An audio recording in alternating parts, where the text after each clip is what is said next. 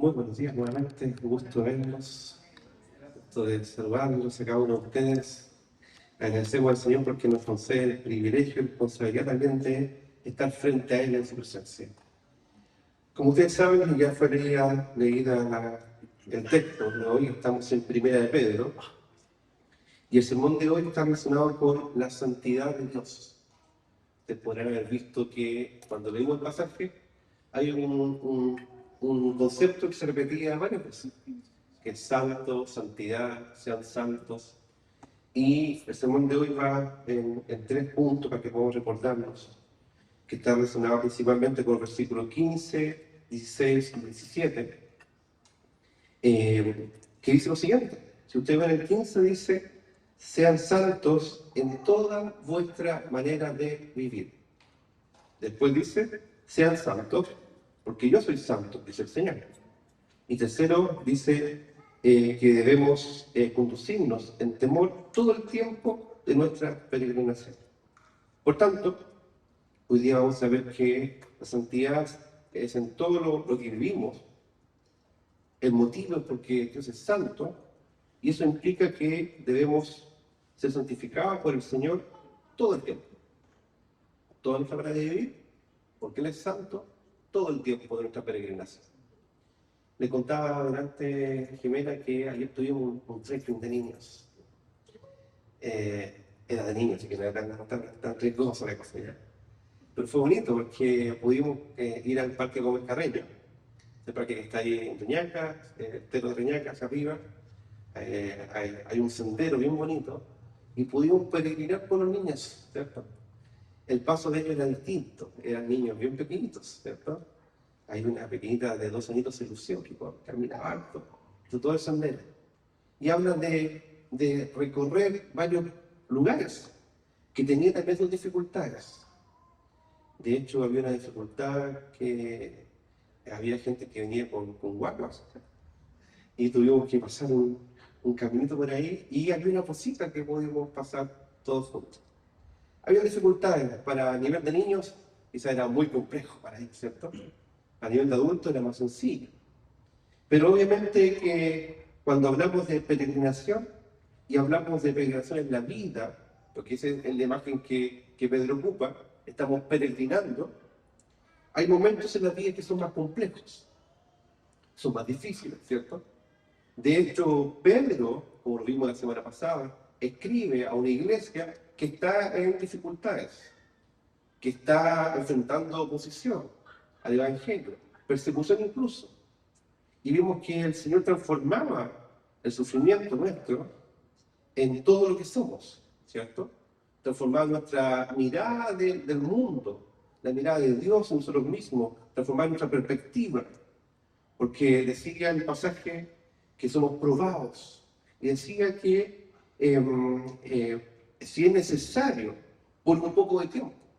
Y si es necesario comprender que Dios es soberano, que si el Señor permite una dificultad es porque así lo quiere, de manera justa, sabia, amorosa también, verdadera, si es necesario. Y también cambia nuestra perspectiva diciendo que es por un poco de tiempo. Y ese poco de tiempo parece ser muy largo a veces, ¿cierto? Cuando venga el día malo, y decimos en otro pasaje, ojalá solamente sea un día malo. Pero el día malo es una temporada a veces. Y Pedro decía: no se sorprendan del fuego de prueba que les ha sobrevenido.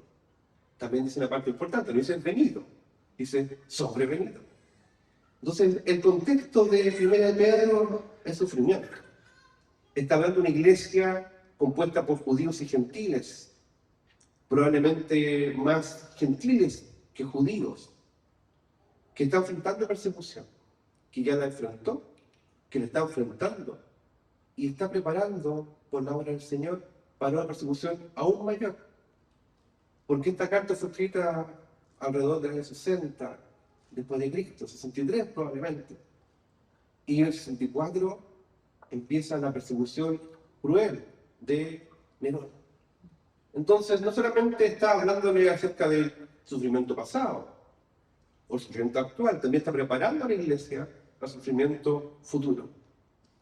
Ahora vamos al texto de hoy, que habla acerca de la santificación.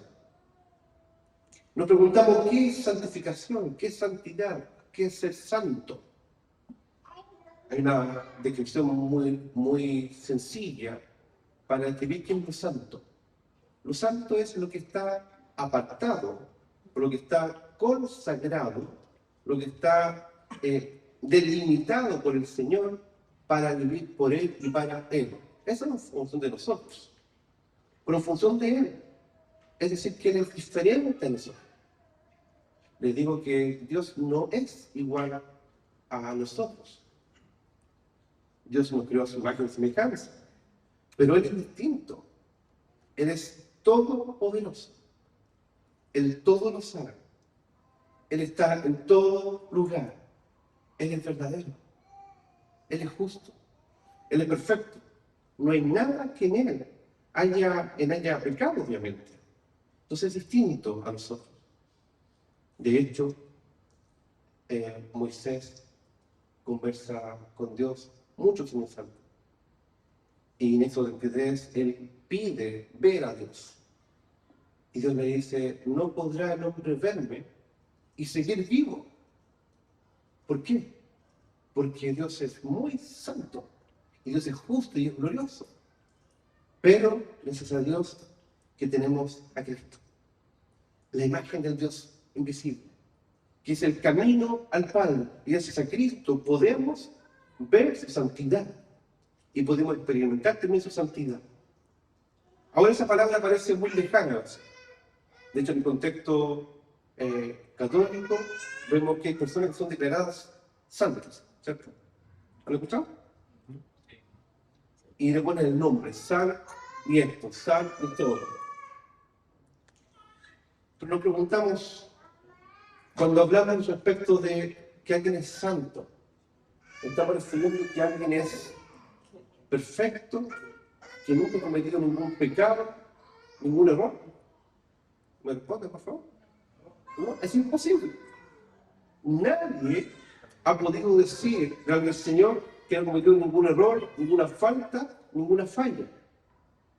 De hecho, por eso no podemos acercarnos libremente, sino a través de Cristo. Nos hablamos de santidad, y santidad se refiere entonces a Dios, se refiere a que Él nos consagra, y el pasaje dice claramente ahí, sean santos, porque yo soy santo. Se me pregunto a ustedes, según el pasaje, ¿cuál es el argumento que da Pedro para que podamos ser santificados por el Señor? ¿Cuál es? ¿Por qué? Dice, porque el Señor es santo. Y aquí te quiero decir que hay dos caminos. Solamente en la vida.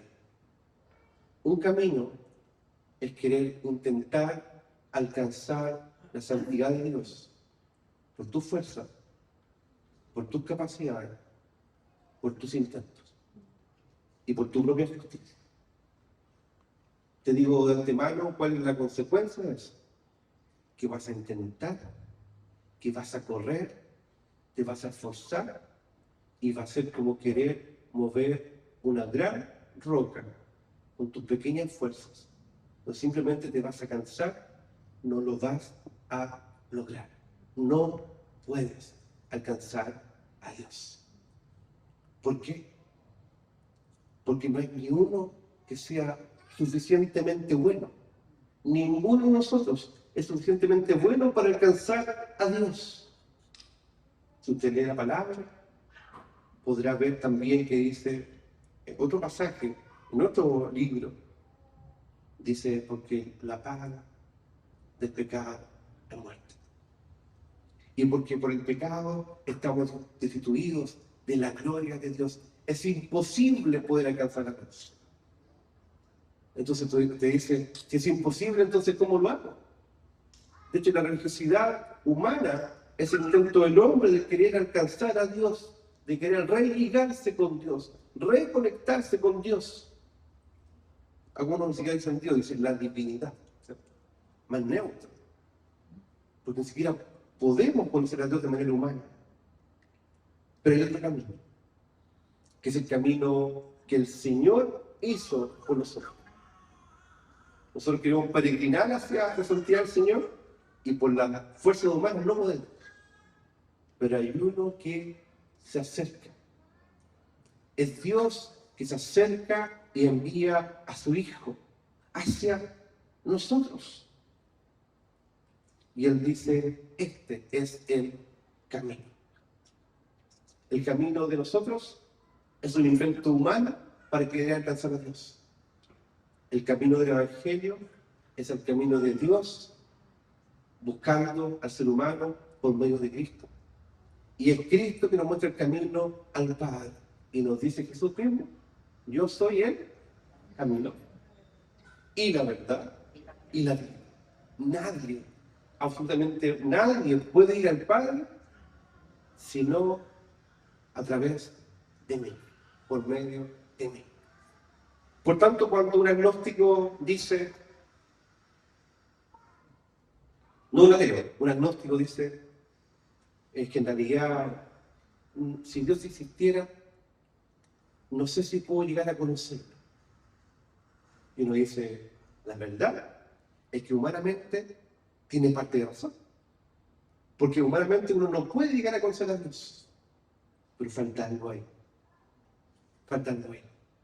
Que Dios sí se quiere dar a conocer. Y si es posible conocer a Dios, por medio de Cristo, por medio de su palabra, por medio de la obra del Espíritu Santo, que nos muestra a Cristo en su palabra.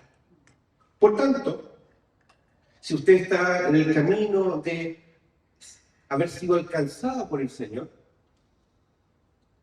usted podría decir, yo soy uno de ellos. ¿Cierto? Si el Señor lo buscó, si usted lee la palabra y dice, Cristo es mi Salvador, Cristo es el único camino para el Padre, eso que está usted diciendo no es propio del ser humano. De hecho, Pedro, lo citamos la semana pasada, también tuvo que confesar algo. Estaba Jesús con sus discípulos y le pregunta de manera muy perspicaz, le dice, oigan, ¿qué dice la gente acerca de mí? Hoy también puedo preguntar eso. Le pregunto a ustedes, ¿qué dice la gente acerca de Dios, de Jesús y del Evangelio? Y usted podrá responder, dice muchas cosas. Y Jesús puede decir que si uno habla con alguien en la calle, dice, no, el flaco de arriba, te dicen. El de arriba. Si habla con alguien, amigo, usted va a decir, no, es un buen maestro. O bien es un profeta. O bien es un profeta que nos guía a la verdad, pero no es la única verdad que podrán decir algunos. Y de hecho, después de eso hay más revelaciones.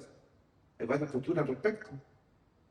Y usted podrá decir, y le pregunto a usted, ¿qué dices tú respecto de Jesús? Es la pregunta que le hace Jesús a sus discípulos también. Y ahí parece que Pedro diciendo, tú eres el Cristo, el Hijo del Dios viviente. Y Jesús le responde, usted sabe la historia, bienaventurado eres Pedro, porque esto no te lo reveló ni sangre ni carne. ¿Qué significa eso? Que no fue por inteligencia humana, por sabiduría humana, sino te lo saben porque mi Padre te lo reveló que está en los cielos. Le pregunto a ustedes, ¿ustedes pueden decir eso mismo respecto de Jesús? ¿Tú eres el Cristo? ¿El Hijo del Dios viviente? ¿Lo puedes decir? ¿Qué tal si lo confesamos todos juntos hoy en esta reunión?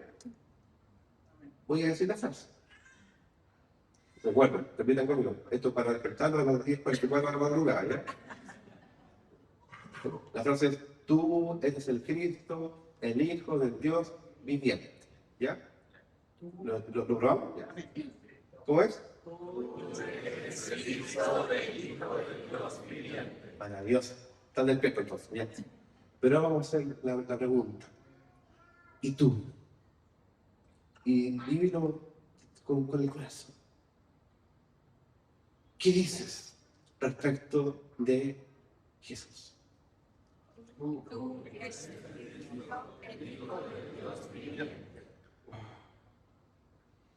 Y Pedro le dice, yo le escribo a estos que creen que Jesús es el Cristo, el Hijo del Dios viviente. Le dice, si ustedes han sido alcanzados por Él, si han sido renacidos para una esperanza viva, si han nacido de nuevo por la obra del Espíritu Santo, conforme a su palabra, para conocer a Cristo, entonces ciñan los lomos de vuestro entendimiento. Es decir, ¿qué es eso? Ceñir los lomos de entendimiento. En palabras sencillas, dispónganse, determínense a vivir esperando por completo en la gracia de Jesucristo que volverá. Sean como hijos obedientes.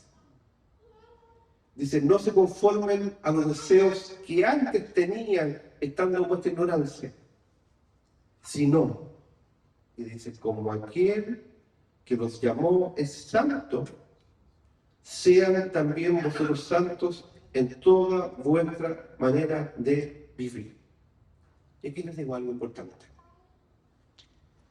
La obra de regeneración, de nacer de nuevo, es una obra que opera el Señor soberanamente a través del Espíritu Santo. Usted nace, no porque usted quiere. Nace a la vida, una esperanza viva, porque Cristo transformó sus corazones. El Espíritu Santo transformó sus corazones para mirar a Cristo y decir, lo quiero a Él, lo deseo a Él. Es el Señor que transforma nuestros corazones para que cuando miramos la Escritura, las entendamos. Para que cuando miremos la Escritura digamos, ese es el Evangelio que me da vida. Para que en dificultades incluso podamos mirar a Cristo y decir, me quedo con Él. Lo prefiero a Él. No es porque nosotros queremos. Él transformó nuestros corazones para buscarlo a Él. Lo dije en otras oportunidades. Y creo que el momento preciso para repetirlo. ¿Han escuchado ese himno hermoso que dice, he decidido seguir a Cristo? No vuelvo atrás. Si uno decide seguir a Cristo, ¿saben por qué es? Porque primero, Él transformó nuestro corazón. Para que cuando lo miremos a Él, podamos decir, yo quiero a Cristo. Lo prefiero a Él. Él es suficiente. Él me basta. En Él lo tengo todo. Pero eso no es posible naturalmente. Y usted lo sabe. Pero hay un proceso de peregrinación. Hasta el día en que nos encontremos con Él. Porque sí, te digo algo importante. La santificación está en 3 etapas, por así decirlo. Tú has sido santificado por el Señor posicionalmente y con toda propiedad. Si tú has creído en el Señor, un Salvador, y tú confiesas en Cristo, tú eres bíblicamente un santo y una santa. Y usted dirá, ¿en serio? Me queda un poco grande ese nombre. ¿Sí? Pongo ese nombre ahí. San. Ponga su nombre. San Patricio. Yo creo que es San Nicolás. San Patricio, San Francisco, San Samuel, Santa Bárbara. Ninguno de esos que saben aquí, creo. ¿Sí? Santo. Porque han sido santificados, cambiados por el Señor. Pero después dice, ya que han sido santificados, Y que el Señor es santo, sean santos en toda vuestra manera de vivir.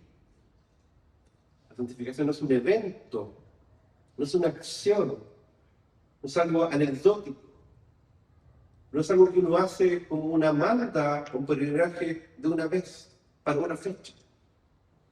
Es todo lo que hacemos.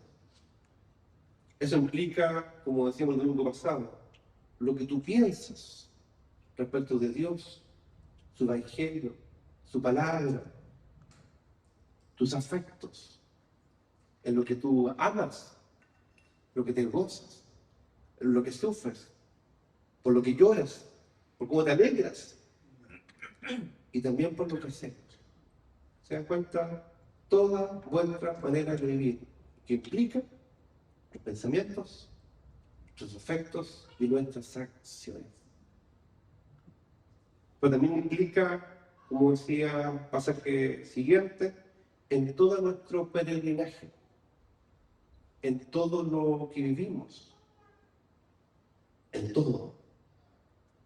Aquí ustedes tienen varios roles probablemente, ¿cierto?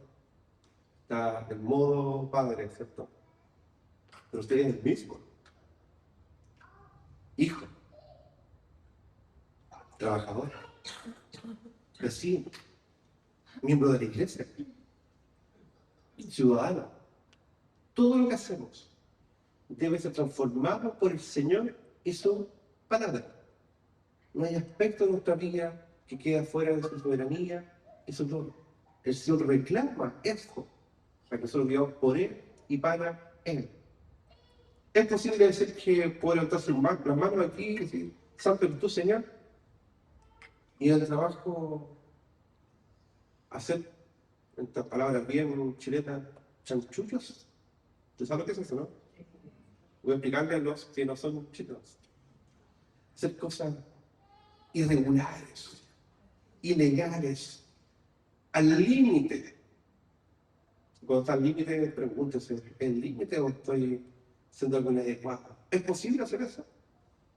Porque uno podría decir, no, mi espiritualidad está en la iglesia, o cuando voy a ese lugar, pero no en mi vida. También afecta incluso nuestras palabras, implica nuestro carácter. ¿Sabe para dónde voy, cierto? Voy a decir dónde voy. En cómo reacciona en su casa, cómo responde, cómo se dirige al otro, con esa ternura y gracia y amabilidad en que responde siempre. ¿Sí? También implica eso. Implica lo que pensamos del otro cuando vamos manejando. Adelante, Dios te bendiga, pásalo. Yo puedo seguir aquí esperando, no te preocupes. Paso 1, 2, siempre digo, 1 y 2, está bien, pero 3. 1 porque por mi carácter, 2 porque soy pastor. 3 más ahí no va a haber. Y digo, Señor, se aprovechó de mí. Mi esposa me conoce y me iba dejando todo el día. Ando en modo muchas veces de bondadoso, dejo pasar a uno, dejo pasar a otro. El primero me da gracia, el segundo le pesca, y el tercero lo tomo como un derecho. Y me reclama porque quiero pasar. Bueno, paréntesis, cierro paréntesis, obligación. Lo que quiere decir es que el peregrinaje implica todo lo que vivimos. Todo. Porque el Señor está en todo momento de nuestro peregrinaje. Aun cuando hay sufrimiento, aun cuando hay dificultad. El Señor demanda que se transforme nuestro intelecto, nuestros afectos, nuestras acciones, en todo lo que hacemos. ¿Qué son preguntas concretas?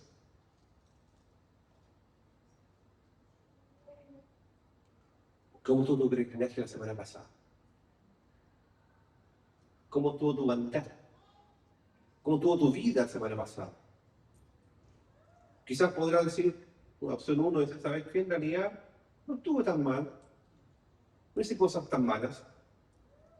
o no hice cosas que yo podía hacer mal en sí misma. Solamente me faltó orar, solamente me faltó conversar con el Señor, solamente me faltó leer su palabra, y solamente me faltó, y digo, solamente. Si tú dices que solamente te faltó eso, la Biblia dice que está viviendo como el resto de los gentiles. Y no quiero que creas que orar, leer, congregarse, conversar del Señor es un checklist más para decir, estoy ok. Porque Pedro viene de eso. Pedro, el que escribió esta carta, tuvo que aprender a entender que tenía que dejar el legalismo que se le enseñó. Por eso sabía que lo que estaba pidiéndole al pueblo de Dios, él también ya lo había vivido. Entonces, no al legalismo, muy importante. El legalismo, ¿qué es eso? Hacer las cosas para alcanzar el favor de Dios. Es una definición muy sencilla. Y por otro lado, libertad que sí, ¿sabes qué? El Señor me ama, aunque haga lo que quiera, aunque haga lo que esté haciendo, siempre me hago igual. Ese no es el punto. De hecho, Pedro vuelve el edicto, dice, y si invocáis por Padre, aquel que sin acepción de personas juzga según la obra de cada uno, conducidos en temor todo el tiempo de vuestra peregrinación. Me llama mucho la atención que dice, si invocáis a aquel que juzga sin acepción de personas. Esa expresión aparece en otra parte de las Escrituras, también relacionada con Pedro. En Hechos, el relato entre Pedro y Cornelio. Cornelio, un centurión romano, que para el judío común y corriente, acercarse a él, conversar con él y posar con él, morar con él, ir a visitarlo a su casa y quedarse ahí con él, era un sentido de decir, ¿sabes que estamos contaminándonos? Pero el Señor le enseña a Pedro lo siguiente, que el Señor no discrimina por nacionalidad o origen. Todos, sin acepción de persona, de toda lengua y nación, vengan a adorar al Señor. Y Pedro tuvo que entender que no es lo externo lo que es santo, sino lo que el Señor llama santo, eso es santo. Entonces, tú has sido justificado por el Señor, eres santo. Pero también dice Pedro que si tú vienes de una cultura en particular, una nación en particular, sea judío o gentil, dentro de los gentiles ya estamos todos incluidos, ¿cierto? Dice, más abajito dice, ustedes deben conducirse en temor todo el tiempo de vuestra peregrinación. Porque digo algo, nosotros caminamos conforme aprendimos a caminar.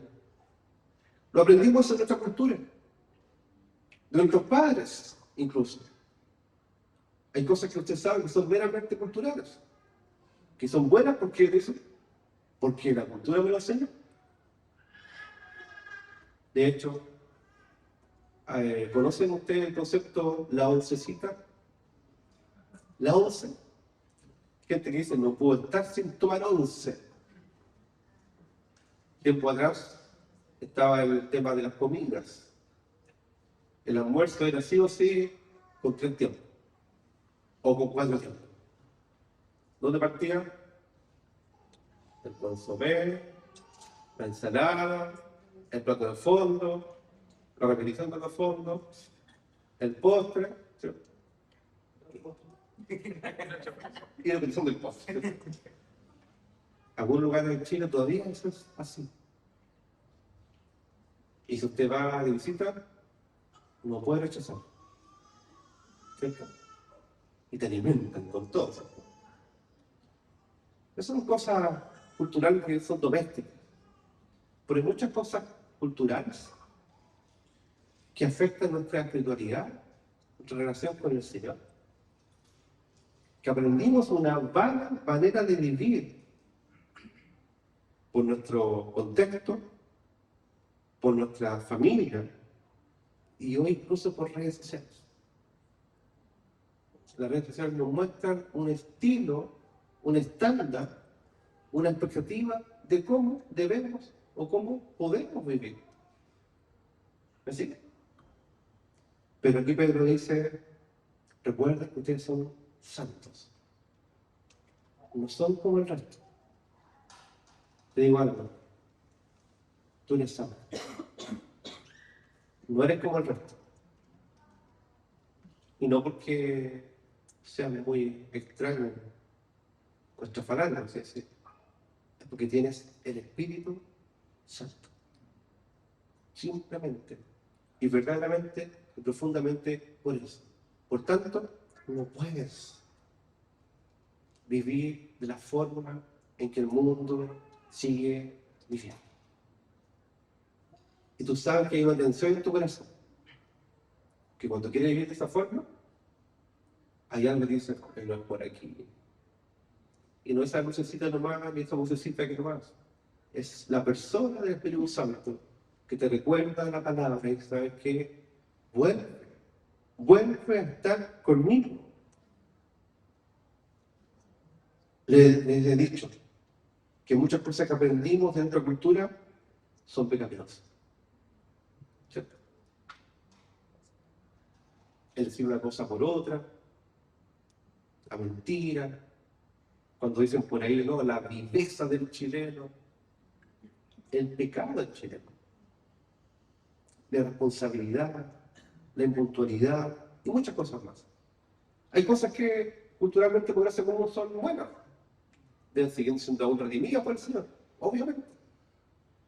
Pero hay cosas que son particulares de tu familia o particulares de tu contexto que no pueden seguir si has sido salvado por el Señor. Y eso incluye tu carácter incluso. Aquí en la iglesia, delante del Señor, no cabe esa explicación.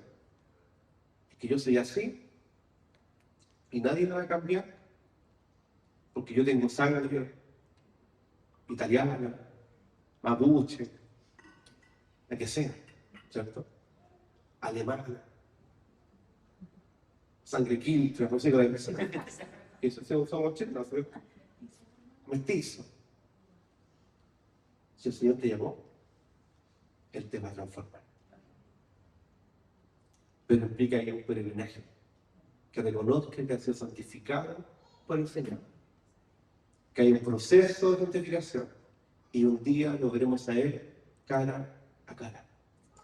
Y seremos plenamente santos por la obra de su Espíritu Santo. Ese camino entre medio se llama santificación y es peregrinación. ¿Y depende del Señor? Sí.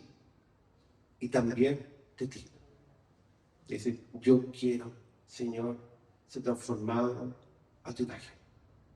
Yo quiero aprender a someterme a tu voluntad. Yo quiero aprender a confiar en tus caminos, Señor. Aún en la dificultad, aún en la prueba. Yo quiero buscarte a ti a pesar de que me cueste. Junto con mi familia queremos buscarte, Señor, y adorarte a ti, Señor. Porque yo y mi casa serviremos al Señor. Se trata de santificación. Se trata del corazón cambiado por el Señor. Y el Señor quiere que podamos vivir. ¿Saben por qué? Porque Él es santo. Porque Él te llamó para ser santo. Y te llamó para que puedas disfrutar de la comunión con Él. No hay otra forma para disfrutar de esa comunión que viviendo en santificación. Usted sabe, cuando está rebelde, indiferente, cuando comete pecado de manera porfiada, como tú eres santo y tienes Espíritu Santo, no eres feliz. no está satisfecho. Y dice, Señor, te necesito. Y hoy es el día, una vez más, para poder decir, Señor, te necesito, te necesitamos. Transforma toda mi manera de vivir, todo el tiempo de mi peregrinación, porque tú eres santo. Y tú me llamaste a ser santificado. Quiero vivir ese proceso de peregrinaje para un día verte cara a cara. La obra está segura, sí, pero demanda esfuerzo, demanda determinación. Los invito a orar. Señor, te damos gracias porque tú nos llamas santos. Si te hemos conocido, si hemos sido alcanzados por ti, tú nos llamas santos. Esa es nuestra identidad. Y queremos pedir, Señor, que podamos dejar atrás todas nuestras ideas humanas, toda nuestra enseñanza cultural, familiar, pedías propias incluso, dejándolas a un lado, para que tú seas el centro de nuestra vida y podamos disfrutar de acuerdo contigo, desde ahora y para siempre. Te lo rogamos, Señor, en el nombre de Jesús.